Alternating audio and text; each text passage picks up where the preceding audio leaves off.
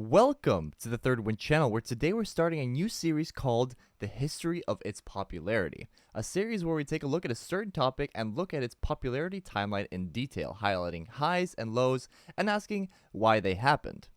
To start off this new series, we're going to be taking a look at iCarly, a Nickelodeon show that ran 6 seasons in the mid-2000s to early 2010s, and has recently had a revival, which is now heading into its second season. How popular was iCarly back in the day? How popular is it now? Let's dive into these questions and more. Here is the history of iCarly's popularity.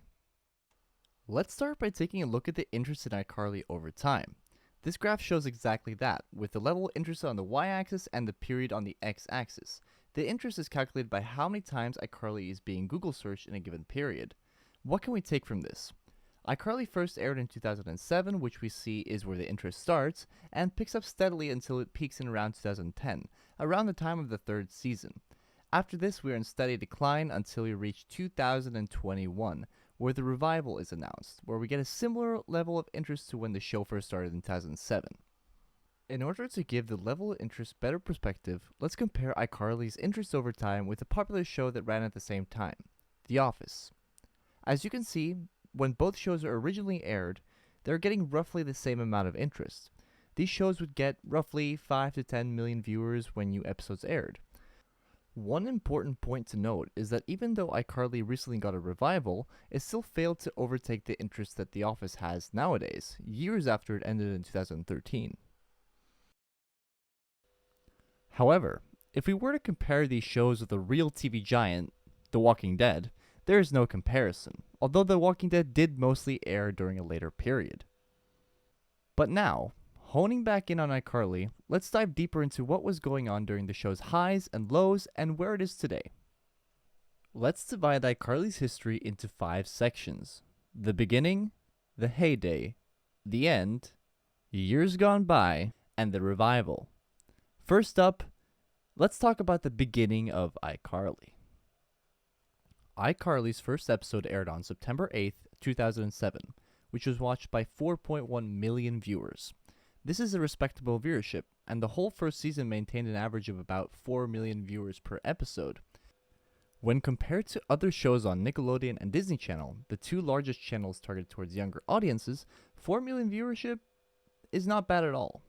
Just earlier that year, the show Drake and Josh, a Nickelodeon show, broke the 1-hour special viewership record for the channel with 5.8 million views, with its series finale Really Big Shrimp.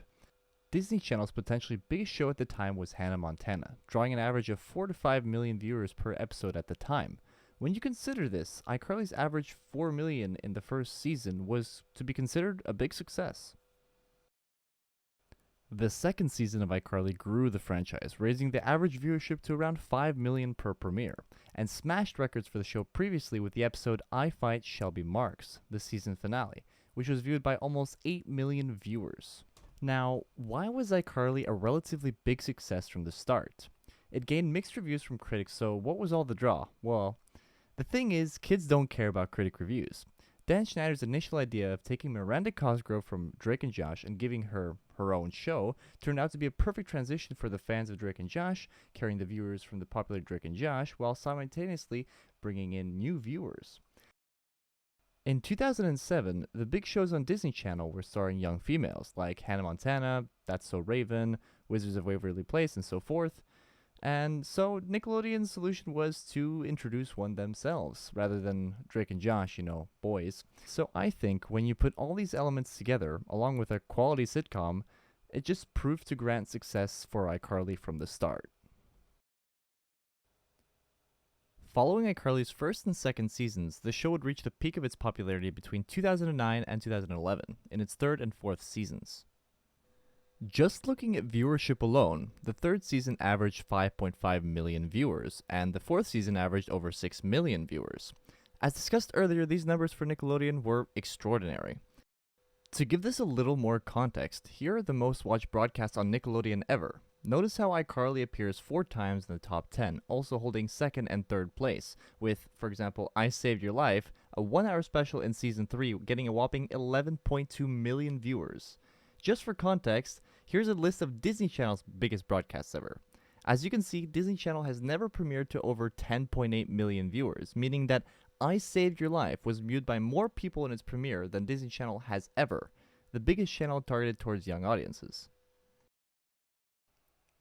Why the crazy numbers and consistent viewership? Well, the show is at its story writing peak, with the culmination of the love arcs in the show that had been teased since the very first episode.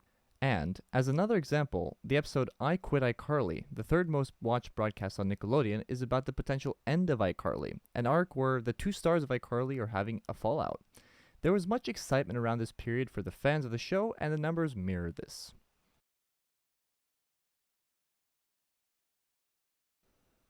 Before we get into the consequences of iCarly's success, let's talk about the numbers. What did they look like after the smashing success of seasons 3 and 4? Season 5 and 6 both did around 4 million viewers per premiere. The viewership was similar to iCarly's first season. As you can see here, however, iCarly's prevalence in the mainstream remained, with interest measured by Google searches remaining somewhat consistent with the show's heyday.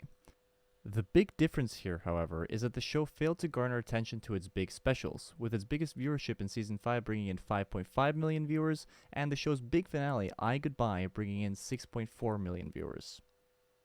By 2011, around the time of Season 5, the show was a household name at schools, and the brand was massive. Kids would walk around wearing iCarly backpacks and would buy the iCarly video games. Even ones who had never watched the show knew of iCarly. The show even gathered the attention of the First Lady, who made an appearance on the show. However, as iCarly passed its peak, its popularity actually started to hurt the storytelling, relying on celebrities such as the First Lady, Jimmy Fallon, One Direction, and Jack Black to bring back excitement, rather than focusing on the characters which brought them success in the first place. The iCarly brand became bigger than the show, and although the average 4 million viewers was still great, the show ended for unrelated reasons. 6 seasons for a live-action show on Nickelodeon is commendable as is, with other hits on the channel like Drake and Josh, Zoe 101, and Victorious all landing only 4 seasons. iCarly ended on a strong note, capturing the heart of its fans who are unlikely to forget it. And iCarly continued to rerun on Nickelodeon for many years.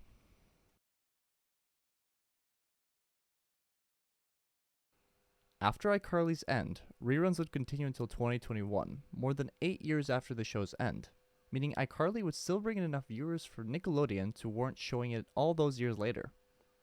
iCarly had ended, but the show was so big that it was to spawn 2 spin-offs, Gibby and Sam and Cat, and although both had produced a pilot, only one of the 2 shows was greenlit in the end.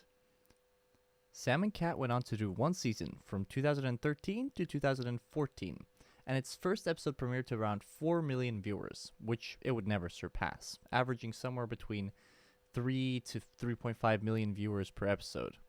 After the end of Sam and Cat, iCarly, on all ends, was finished. Miranda Cosgrove went to school, a few of the other leads quit acting, others took a break. 2015 to 2020 was radio silence from anything iCarly, and I don't think anyone expected what was to come.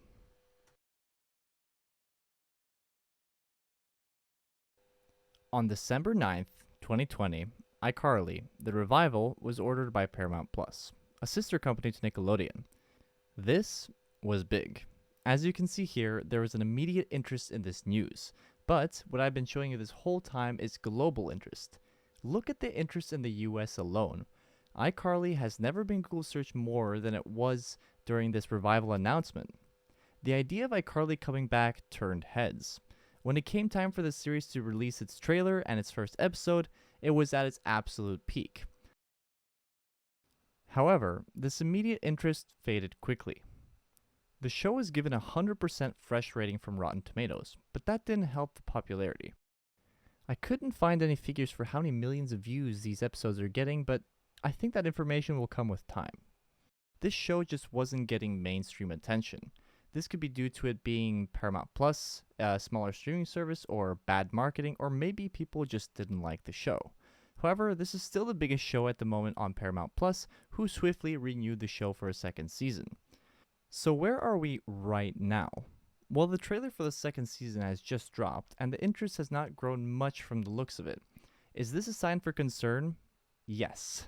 But remember, the original iCarly also started fairly slowly. It will all come down to the marketing of the show and the quality of the second season. The power of nostalgia is truly being tested here, A show such as Cobra Kai, however, went completely mainstream, and it was also powered by nostalgia. But the first couple seasons brought in little interest for that show. The turnaround for Cobra Kai came from its move to Netflix from YouTube Red, so maybe something similar could happen with iCarly. iCarly's story is still being written. We'll just have to wait and see what the future holds. Thanks for watching the Third Win channel. Subscribe now if you enjoyed the video and stay tuned for more of this series and iCarly content coming soon. I'll see you guys real soon with another video.